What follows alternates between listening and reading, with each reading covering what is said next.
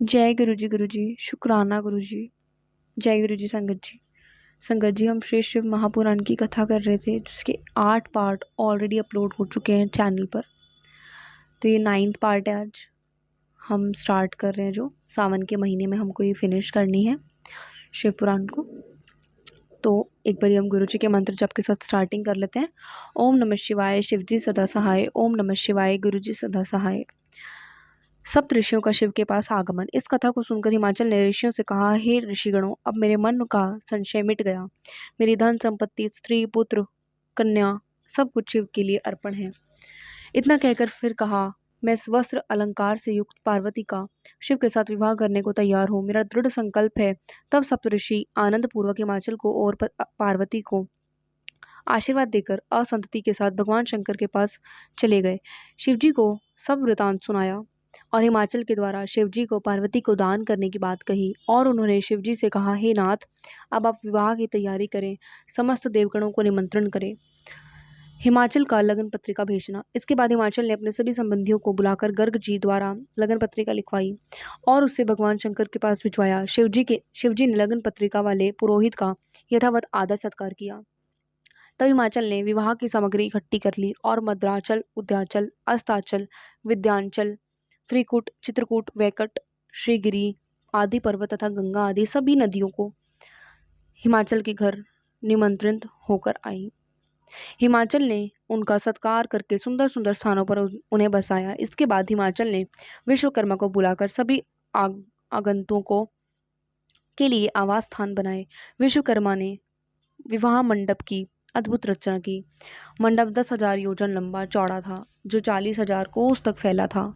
उस मंडप में विश्वकर्मा ने अनेकों प्रकार की स्थावर, संगम, पुष्प, स्त्री, पुरुष, विष्णु, इंद्र, नंदीश्वर, लक्ष्मी आदि की मूर्तियां बनवाई, जो रत्न जड़ित स्वर्ण आदि की थी। वहां जल में थल और थल में जल दिखाई पड़ता था। उसे देखकर देखने वालों का मन मोहित हो जाता था। शिवजी का देवताओं को निमंत्रण।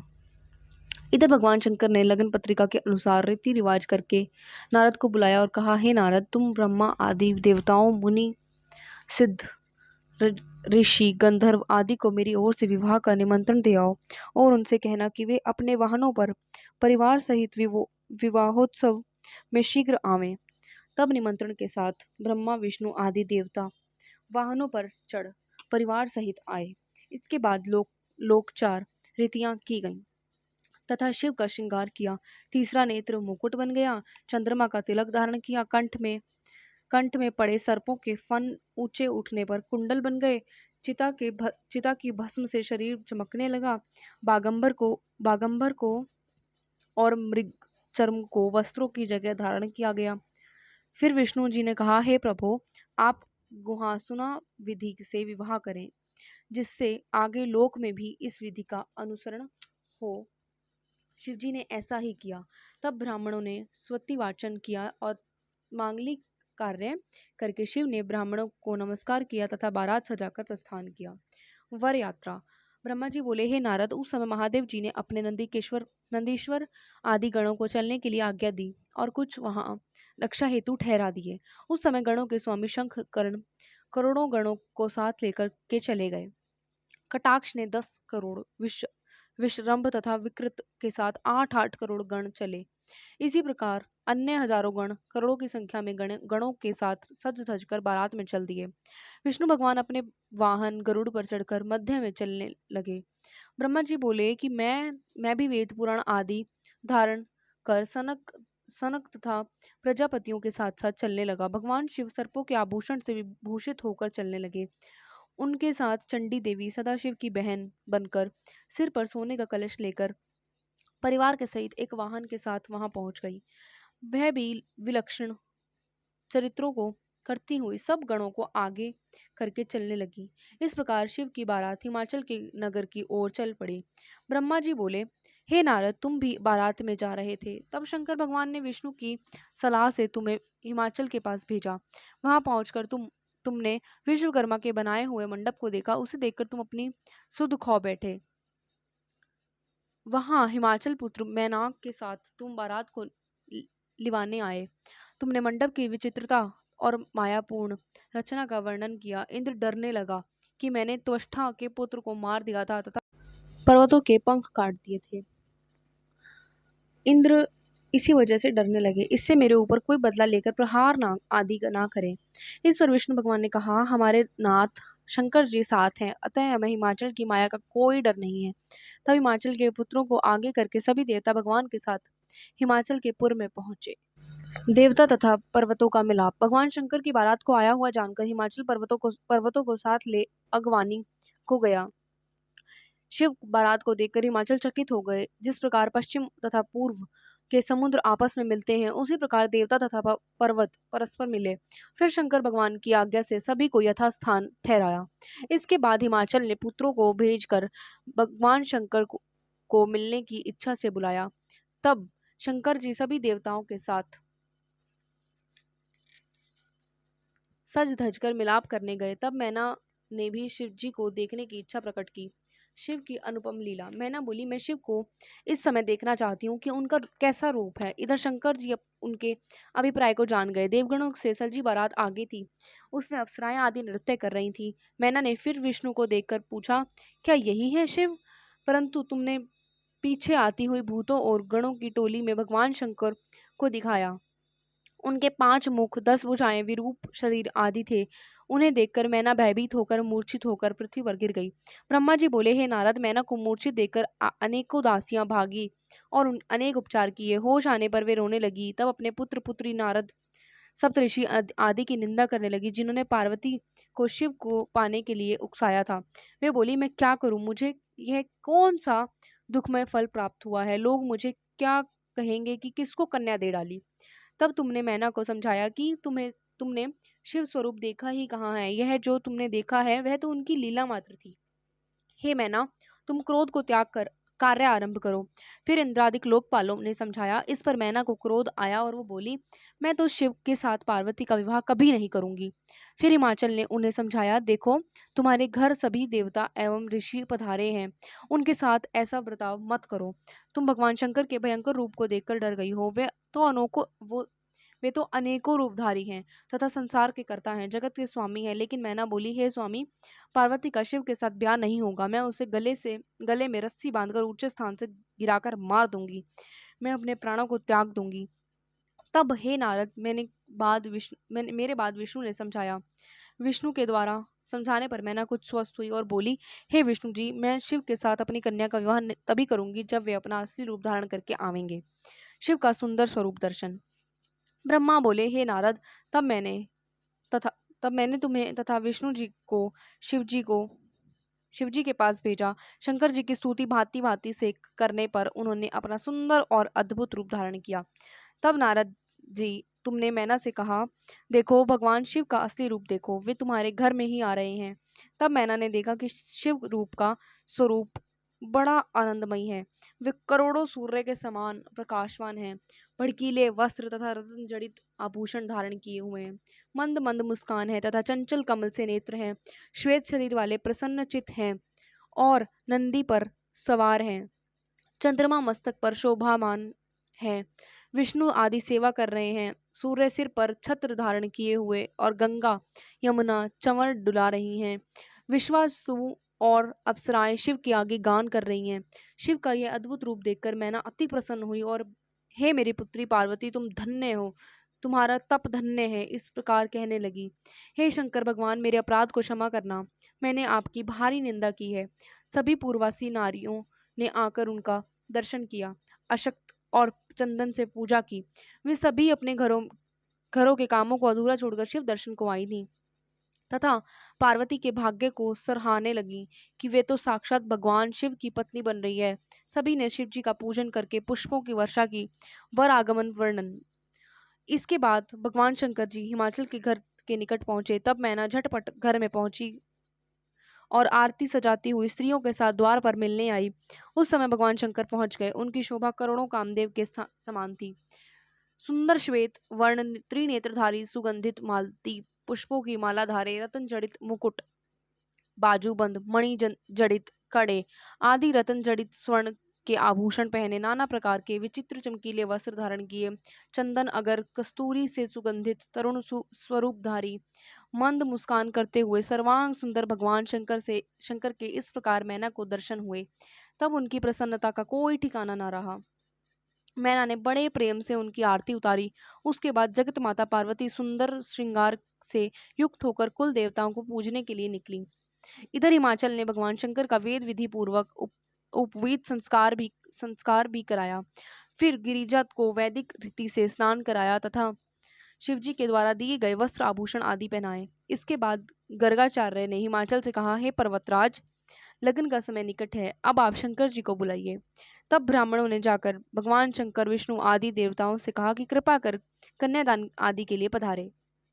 तब सभी देवताओं के साथ भगवान शंकर बैल पर सवार हो हिमाचल के घर पधारे। इसके बाद कन्यादान का समय हुआ। पार्वती जी की माता स्वर्ण के कलश लिए हिमाचल की बाईं ओर आकर बैठी। हिमाचल ने शिवजी से कहा, शंभो, आप अपना गोत्र, प्रवर, कुल, नाम, वेद, शाखा आदि का उच्चारण करके ब्राह्मणों को बताइए। यह सुनकर महादेव जी तो चुप हो गए और नारद जी ने वीणा की झंकार कर दी और हिमाचल से कहा, इनका गोत्र कुल क्या पूछते हो? ये तो जगत के पिता हैं, कर्ता हैं। इनका गोत्र कुल तो नाद ही है। शिव स्वयं नादमय है और नाद स्वयं शिवमय है। इन दोनों में कोई भेद नहीं है। इस पर हिमाचल आश्चर्यचकित हो गए। इधर देवता ऋषि जय जयकार करने लगे। इसके बाद संकल्प पूर्वक हिमाचल ने कहा, हे सकल जगत के ईश्वर भगवान सदाशिव, आपको मैं कन्या दान करता हूँ। आप इसे धर्मपत्नी के रूप में स्वीकार करें। यह कहकर जल सहित कन्या का हाथ सदाशिव के हाथ में दिया। जय जयकार की ध्वनि गूंज उठी। अप्सराएं नृत्य करने लगी। सभी प्रसन्न हुए। हिमाचल ने रत्न आभूषण, गोएं, दासियां, हाथी, रथ आदि वस्तुएं दहेज में प्रदान की। तब मुनिजन और देवता शिव और पार्वती का अभिषेक करने लगे। ब्रह्मा का मोह होना। ब्रह्मा जी बोले, हे नारद, इसके बाद मेरी आज्ञा पाकर ब्राह्मणों ने अग्नि स्थापन कराया। फिर ऋगु, यजु, साम आदि वेदों से हवन कराया। पार्वती जी के भाई मैनाक ने पार्वती जी को खीलें दी। फिर मर्यादा के अवतार अग्नि परिक्रमा करने लगे। हे नारद, तब मैं पार्वती जी के चरणों को देखकर काम पीड़ित हो गया और मेरा व्रयपात हो गया। इस मेरे कुकृत्य को शंकर जी ने देख लिया। इससे सभी देवता थर थर कांपने लगे। तब सभी देवता हाथ जोड़कर बोले, हे भगवान, आप क्षमा करें, आप प्रसन्न हो। मुनिजन आपके चरणों का आश्रय लेते हैं। अनेकों प्रकार की स्तुति पर सदाशिव ने मुझे क्षमा कर दिया। हे नारद, जब मैंने अपने व्रय को पांवों से मोड़ दिया तो उनके अनेकों कण हो गए। उससे उनके हजारों वाले खिल्ले ऋषि हो गए। वे सभी बड़े तेजस्वी थे। वे उठकर मुझे पिता कहकर पुकारने लगे। तुमने उनसे कुपित होकर कहा, हे ऋषियों, तुम्हारा यहाँ कोई कार्य नहीं है। तुम गंधमादन पर्वत पर जाकर सूर्य के शिष्य होकर तप करो। तब वे भगवान शंकर को प्रणाम करके गंधमादन पर्वत पर चले गए। शिव द्वारा कामवेद को जीवन दान। हे नारद, उस समय रति कामदेव की भस्म एक पोटली में लेकर शंकर जी की शरण में आई और बोली, हे प्रभो, आपके इस विवाह में सभी स्त्रियां तथा चराचर जगत प्रसन्न है। फिर मैं ही क्यों पति के बिना दुखी रहूं? उसने नाना भांति के से रुदन प्रारंभ किया। उसके रुदन को सुनकर सरस्वती आदि स्त्रियां रोकर शिवजी से प्रार्थना करने लगी कि हे दीनानाथ, आप अवश्य काम को जीवित करें, तभी तो आप भी रति विहार का सुख प्राप्त कर सकेंगे। प्रार्थना सुनकर सदाशिव ने भस्मी की पोटली पर कृपा की दृष्टि की। उससे कामदेव जिंदा हो गया। उसने उठकर शिवजी को प्रणाम किया। शिवजी ने कहा, तुम वरदान मांगो। कामदेव ने कहा, प्रभु, अपने चरणों की भक्ति प्रदान करो तथा आपके भक्तों में मेरा अनुराग बना रहे। शिवजी ने कहा, मैं तुम पर बहुत प्रसन्न हूँ। तुम अब निर्भय विचरण करो और विष्णु जी के पास बैठो। हिमाचल के प्रेम और आदर सत्कार से भगवान शिव अत्यंत प्रसन्न हुए और बोले, हे हिमाचल, तुम धन्य हो, तुम धर्म मूर्त को हो। तुम्हारे सिवा त्रिलोकी में कोई नहीं है। तुम्हारे पास रहते बहुत दिन हो गए। परंतु हिमाचल ने उन्हें 2 दिन के लिए रोक लिया। 2 दिन बाद सप्तऋषियों के द्वारा देवताओं ने कहलाया कि सदाशिव आज जाने का निश्चय कर चुके हैं तथा देवता भी अपने अपने स्थान को जाएंगे। इस पर मैना ने शिवजी को बुलाकर पार्वती को उन्हें भेंट किया तथा बोली, हे कृपानिधे, मेरी यह पुत्री पार्वती आपकी जन्म जन्मांतरों की दासी है। यह आपकी सेवा करेगी। इसको प्रेम पूर्वक पालना। इसे आपकी निंदा में भारी व्याकुलता होती है। इसे संसार का कुछ भी ज्ञान नहीं है। इस प्रकार मैना रोने लगी। तब शंकर जी ने उसे बार बार बहुत समझाया। पतिव्रता धर्म वर्णन। सप्तऋषियों के कहने पर हिमाचल ने मैना से कहकर पार्वती जी को विदा के लिए तैयार कराया। मैना ने पार्वती का सुंदर श्रृंगार करवाया। फिर एक ब्राह्मण की स्त्री ने आकर पार्वती जी को पतिव्रता स्त्री का धर्म समझाया। पति के भोजन करने के बाद भोजन करें तथा पति के सोने के बाद ही सोएं। पति से कभी बोध ना करें, उसकी आज्ञा का प्रेम पूर्वक पालन करें। पतिव्रता कभी द्वार पर खड़ी ना होवे, दूसरे के घर बिना कारण ना बैठे। पति के काम की वस्तुएं तथा स्थान घर के काम संभाल कर रखे। घर के घर के कामकाज की चतुर होवे। पति की आज्ञा के बिना तीर्थ यात्रा तथा किसी स्थान पर ना जाएं। तीर्थ जाने की इच्छा होने पर पति का चरणामृत पान करें। पति की आज्ञा के बिना उपवास भी ना करें। सोते बैठते कभी भी पति को ना सतावें। वृद्ध रोगी धनहीन दीन कैसा भी पति हो, कभी भी उसका त्याग ना करें तथा निंदामय वचन कहें। शुद्र व्याभिचारिणी स्त्रियों से मित्रता ना करें। दुख या सुख किसी भी समय पति के से विमुख ना हो।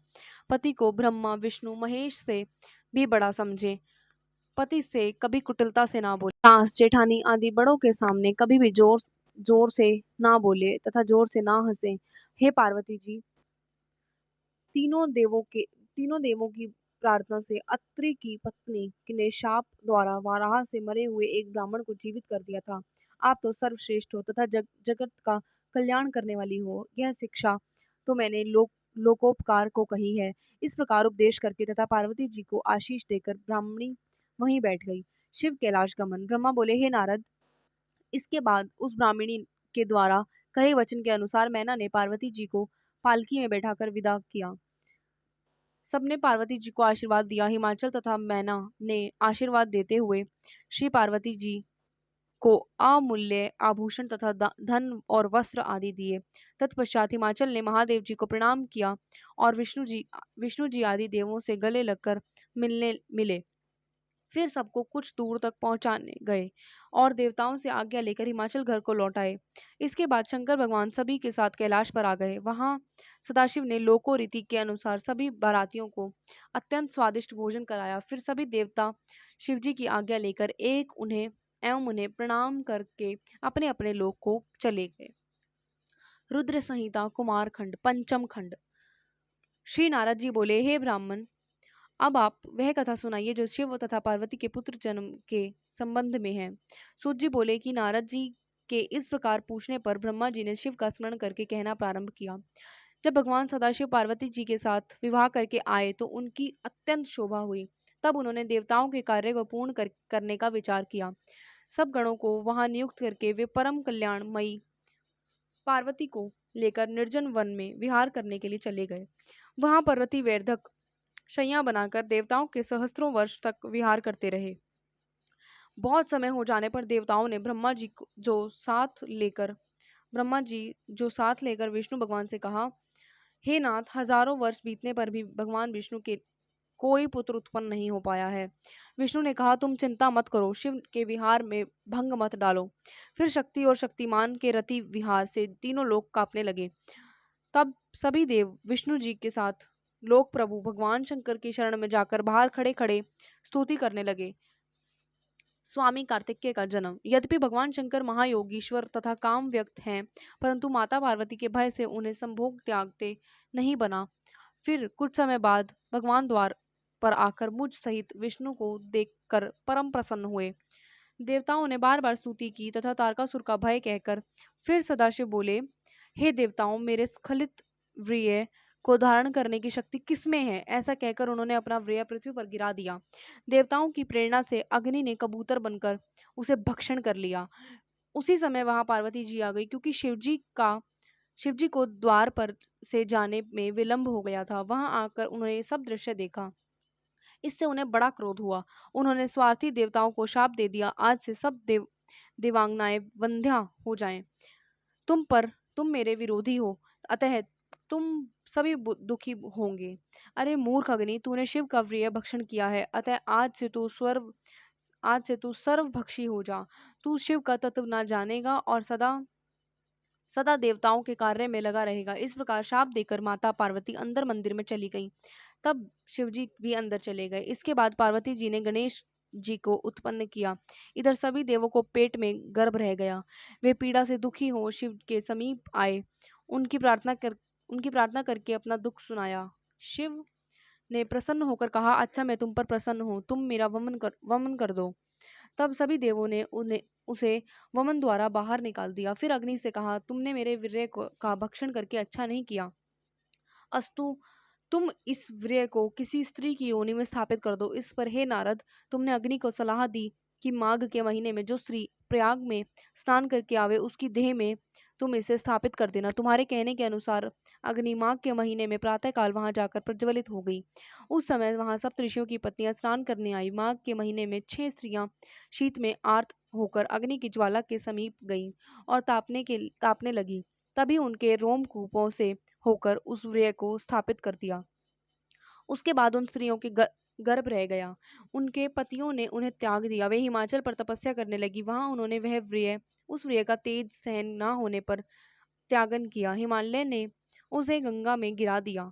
गंगा ने भी सहन न होने पर एक सरकंडों के वन में गिरा दिया। वहीं पर उससे एक परम रमणीय सुंदर बालक उत्पन्न हो गया। उसके 6 मुख थे। उसके पैदा होते ही शिव पार्वती को बड़े आनंद की अनुभूति हुई।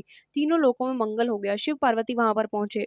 उस बालक पर फूलों की वर्षा होने लगी। देवताओं ने आनंद मनाया। आकाश में दुंदुभियां बजने लगी। दैत्यों को अमंगल दिखाई पड़ने लगा। स्वामी कार्तिकेय का चरित्र। ब्रह्मा जी बोले, इसके बाद वहां महर्षि विश्वामित्र आए। कुमार ने उनको अपना पुरोहित बनाया और कहा, तुम मेरा नामकरण संस्कार करो। इस गुप्त रहस्य को किसी से प्रकट नहीं करना। यह सुनकर विश्वामित्र मुनि ने उनका नामकरण संस्कार किया। कार्तिकेय ने उन्हें ज्ञान प्रदान किया। फिर वहां श्वेत नामक एक दूसरे ऋषि आए। उन्होंने कुमार का स्नेह से आलिंगन चुंबन किया तथा उन्हें शक्ति और शस्त्र प्रदान किए। उन्हें लेकर कुमार क्रौंच पर्वत के शिखर पर चढ़ गए। स्वर्ग में जाकर उन्हें 6 कृतिकाएं मिली। उन्होंने प्रेम पूर्वक उन्हें स्तनपान कराया। कुमार ने अपने 6 मुखों से उनका स्तनपान किया। उन्होंने उनका प्रेम से लालन पालन किया तथा दिव्य वस्त्राभूषण पहनाए। इस प्रकार जब बहुत समय बीत गया तो पार्वती ने शिवजी के उस वीर्य से उत्पन्न बालक के बारे में पूछकर पता चलाया कि उस वीर्य से एक सुंदर बालक उत्पन्न हुआ है तथा वह स्वर्ग में कृतिकाओं के पास है। उसे वे पुत्रवत पालन कर रही हैं। असंख्य वीरगणों के साथ नंदीश्वर के साथ वे अपनी माता कृतिकाओं से आज्ञा लेकर शिवजी के पास चल दिए। उस समय स्वामी कार्तिकेय को लेने पार्वती जी ने एक दिव्य रथ भेजा जिसे विश्वकर्मा ने बनाया था। कुमार कृतिकाओं को समझाकर आध्यात्म ज्ञान दे शिवजी के पास उस रथ में बैठकर चले। उन्होंने शिवजी तथा माता पार्वती को प्रणाम कर देवताओं की वंदना की। सभी गंगा आदि नदियां कुमार को देखने आई। पार्वती जी की गोद में जाकर वह बालक खेलने लगा। पार्वती जी ने भारी उत्सव किया। शिवजी ने वेद मंत्रों द्वारा 100 घटों से उनका अभिषेक किया। त्वष्टा ने विष्णु भगवान की आज्ञा से उनके लिए सुंदर नगर तथा महल बनवाया। उसमें उन्होंने सुखपूर्वक निवास किया। एक बार स्वामी कार्तिकेय के पास एक नारद नामक कोई ब्राह्मण आया। उसने कहा कि मेरा एक अज कहीं चला गया है, अतः मेरा यज्ञ अपूर्ण रह गया है। आप सब सामर्थ्यशाली हैं, अतः इसे ढूंढवा कर मेरा यज्ञ को पूर्ण कराने की कृपा करे। कार्तिकेय ने अपना एक गण उस अज को ढूंढने को भेजा। उसे वह विष्णु लोक से ढूंढकर लाया। वहां उसने भारी उपद्रव मचा रखा था। स्वामी कार्तिकेय उस पर सवार हो गए। तब तो उसने क्षण भर में ही सारी पृथ्वी की परिक्रमा कर दी। इसके बाद वह उसी स्थान पर आकर खड़ा हो गया। तब उस ब्राह्मण ने कहा कि हे प्रभु, इस अज को मुझे प्रदान करो जिससे मेरा यज्ञ पूर्ण हो जाए। इस पर कार्तिकेय जी ने बोला, हे विप्र, यह अज वध करने योग्य नहीं है, अतः इसे नहीं दिया जाएगा, परंतु तुम जाओ, मेरे वरदान से तुम्हारा यज्ञ वैसे ही पूर्ण हो जाएगा। यह सुनकर ब्राह्मण घर को चला गया। जय गुरु जी संगत जी, आज के लिए बस इतना ही। तो आप प्लीज़ वीडियो को लाइक करें। अगर आपको शिव पुराण सुनने में थोड़ा भी इंटरेस्ट आ रहा है तो प्लीज़ आप इसको लाइक करें। और संगत जी सब्सक्राइब कर लीजिए चैनल को, ताकि आप जैसे ही मैं वीडियो अपलोड करूं गुरु जी के चैनल पर तो आपके पास नोटिफिकेशन उसी टाइम आ जाए और आप शिव पुराण को आगे कंटिन्यू कर पाएँ एंड ईजिली सुन पाएँ। तो आज के लिए बस इतना ही। और जय गुरु जी, शुक्राना गुरु जी। एक बार हम गुरु जी के मंत्र जाप के साथ समाप्ति करते हैं आज की। ओम नमः शिवाय, शिवजी सदा सहाय। ओम नमः शिवाय, गुरु जी सदा सहाय। जय गुरु जी संगत जी।